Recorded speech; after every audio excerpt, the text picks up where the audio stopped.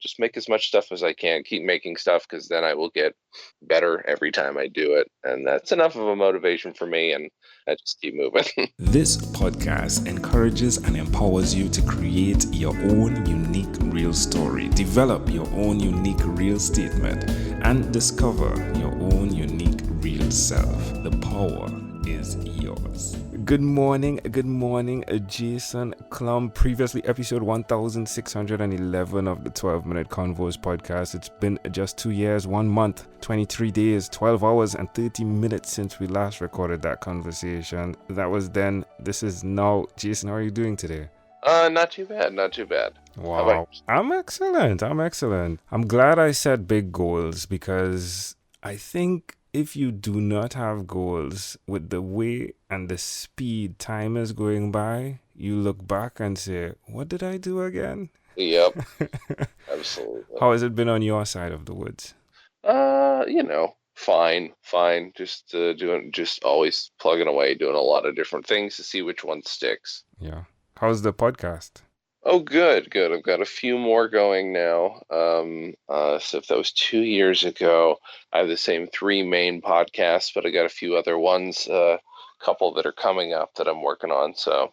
Right. None died. None pod faded. I mean, there was No. Dispatches from Fort Awesome. There was the one you did with Dan and Jay, right? Dan and Yep. Jay's Comedy Hour. Mm-hmm. And of course, Comedy on Vinyl has a really cool number right now, right? It's 321, right? Episode 321. Really hard Yes, to that's forget right. that, right? Mm-hmm. Yeah. So what else have you added? I've got one coming up called The Professional Blur, and that's about I've been doing an Instagram campaign called #The Professional Blur, where I talk about my work as an extra in movies and TV. Now I'm doing a podcast where I interview my friends and other people who have also done extra work in films and TV, and it's their stories more than it is mine, and it's a lot of fun. Interesting. The fun is a key word in your life, isn't it? Yes, it is. How has it evolved from the fun that you were having to the fun that you are having today? Even being an extra. I mean, expand on that. For those that don't even know what being an extra in a movie entails. Yeah, that's true. That's a good question. Movies and TV, if there's a scene where there's supposed to be a cafe or a busy street or a hospital, you need people in the background to make it feel real, or you need people crossing in front of the camera to make it feel crowded. I'm that person, and you're always a blur. Well, not always, but most of the time you're a blur, and that's why I thought it would be fun to call myself the professional blur and talk to other people, because a lot of people have very similar experiences on sets, whereas I've got a friend named Jeremy who only did it twice and then moved right into professional acting and never had to worry about it again. So Wow. and there were some people who do it their whole lives. I haven't talked to anybody like that yet, but I hope to. So has there been scenes where the main actors, the focus, has not been the reason for the, what do you say when you cut? Is it cut? Is it like, cut? The blur is giving trouble. Does that happen often? I wouldn't say often, but yes, I've seen it happen, and I have definitely been the reason at least twice that it has happened. What's that like? Oh boy, it is the most embarrassing thing in the world. You know what? Lies, three. I can remember at least three. One, I assume it happened because I fell asleep on set and then woke up to the entire crew and cast staring at me. I must have been exhausted that day, and the other time I literally ran into a camera. And then what was the third? Oh, the third time I was overacting. They said you need to be drunk. I'd never been drunk before, and so I was just hobbling and wobbling around, and they cut, and they said, "Hey, Mr. Stumbles, you need to cut it out." And I'm like, "Oh, okay, sorry, oops."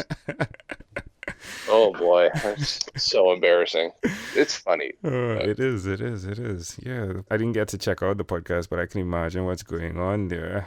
How does it feel like when you look back from that point of saying, hey, we're going to start the podcast, to now being podcaster of so many other podcasts? How does it feel? That's hard because I've directed a few movies, but weirdly, like the podcast sometimes feels like more of an accomplishment because for the most part I've kept up on doing weekly stuff. Like a few months ago, we celebrated that I've edited 600 episodes of my own shows. Wow. We should hit 700 soon, which, and most of them are about an hour a piece. Hmm. And I don't know, it weirdly feels like more of an accomplishment sometimes than my other stuff, the stuff that's really my goal, which is to make movies and TV. But yeah, I don't know. It's nice to be able, because I do so much different stuff and also hold down a day job. It's kind of weirdly becomes more of an accomplishment. Hmm.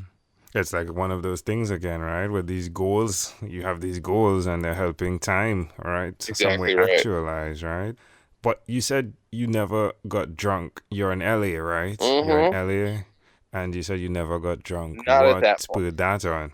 Okay, not at that point. Yeah. So it was a recent thing that occurred. So it means that it's years and years Mm-hmm. that Yeah. has passed and you were not drinking. What spurred that on? There's alcoholism in the family, so I was avoiding it. And then once I had a few drinks, and then once I did get drunk a few times, like, oh, okay, I can handle this. I don't need this. And then it's like, okay, well, then I can casually get drunk every once in a while. And what's funny is, I'm now in a show once a month, usually once a month, where the audience drinks and we drink, the cast drinks. And yeah, so now I'm a professional drinker, Oh which is my. So do you think you'll go back to the I'm not ever drinking guy, or is it something you're monitoring because of your family's history, or whoever in the family was the person? right. Well, I always keep an eye on it, because if you're also when you're drinking, and it also involves doing something that makes you nervous, you want to make sure you're not drinking just to Cut just to the edge calm down off. or something. Yeah. Exactly, because like you do that too much, then it becomes a dependency. So I'm like, let's just make sure it's part of the enjoyment and celebration of the show, and as long as it remains just that, then I'll be fine with it. So it means there was a time when your wife knew you and you were not drinking. How is she adjusted? Well, are you still married? I should ask that. Oh yeah, Sure. oh yeah, Okay. yeah. No, I'm still married. That's a good question. Yeah, no, she's been super cool about it. She because I think yeah, when we met, I drank a little bit, like only a little bit, and still it's only a little bit, except for the one show where I'll have Okay. maybe a little more than normal, but I want to also stay aware and still be able to do all the impressions that I'm expected to do during the show. So. Okay. So yeah, so tell me about your wife in the midst of everything that's going on, the day job, the podcasting, the editing. How has she been affected? Well, she's just, I don't know, just very, very supportive. She doesn't like me to talk about her on too many things, so I can say very, very supportive, and she gets excited for me when I have a good guest. That's wonderful. Support is tantamount, paramount in the midst of everything that's going on, I believe. When we spoke, you said your earliest childhood memory was ceramic cups, right, with Winnie the Pooh on it, right? That's right, yeah. And of course, listening to Cyndi Lauper. And again, jokingly, you said, and in that same tone, that right tone right there, even though I didn't understand what her music was about, has Winnie the Pooh showed up in your life again? Not in any huge fashion, although I did watch that movie Christopher Robin, and that was a tearjerker. It was pretty good. Oh, interesting. My friend, this is such a grand opportunity to call in and to hear that you're still doing what you set out to do. You've not given up. It's evolved, definitely evolved, but you've not given up. In the midst of everything, there's that conversation of death. The possibility that you could die today or tomorrow. Is that something you put in the background, or is it something that spurs you on in the forefront of your mind? It's a good question. The first time I ever thought about death, I was 4 years old, so I think it's always there all the time. I'm a very anxious, neurotic person. However, I'm also very much about just trying to make as much stuff as possible, and that's mostly make that my goal. Just make as much stuff as I can. Keep making stuff, because then I will get better every time I do it, and that's enough of a motivation for me. And what I'm saying is I'm clearly ignoring that Mm. possibility. I just keep moving.